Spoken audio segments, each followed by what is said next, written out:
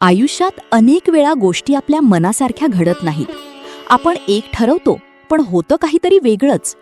त्या क्षणी मनात प्रश्न निर्माण होतो, हे माझ्याच बाबतीत का? आणि हळूहळू निराशा, राग आणि संभ्रम वाढू लागतो. पण जर आपण थोडं शांत होऊन आध्यात्मिक दृष्टिकोनातून विचार केला, तर लक्षात येतं की प्रत्येक घटनेमागे काहीतरी कारण असतं. काही प्रसंग आपल्याला थांबवण्यासाठी येतात, तर काही आपल्याला चुकीच्या मार्गावरून योग्य दिशेकडे वळवण्यासाठी. आपण ज्या गोष्टींना अपयश समजतो, त्या अनेकदा आयुष्याचा मोठा धडा असतात. त्या आपल्याला शिकवतात, घडवतात आणि पुढच्या संधीसाठी तयार करतात. प्रत्येक अडचणीत एक शिकवण लपलेली असते, फक्त ती समजून घेण्याची दृष्टी हवी. विश्व किंवा निसर्ग कधीही आपल्या विरोधात काम करत नाही.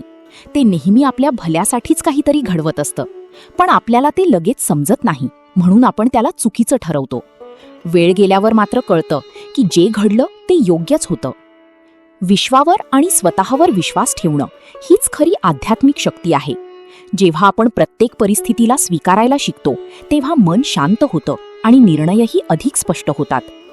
म्हणून पुढच्या वेळी काही गोष्ट मनासारखी झाली नाही तर लगेच हार मानू नका. थोडा वेळ द्या, विचार करा आणि विश्वास ठेवा. कदाचित हीच ती गोष्ट आहे जी तुम्हाला तुमच्या खऱ्या मार्गावर घेऊन जाणार आहे.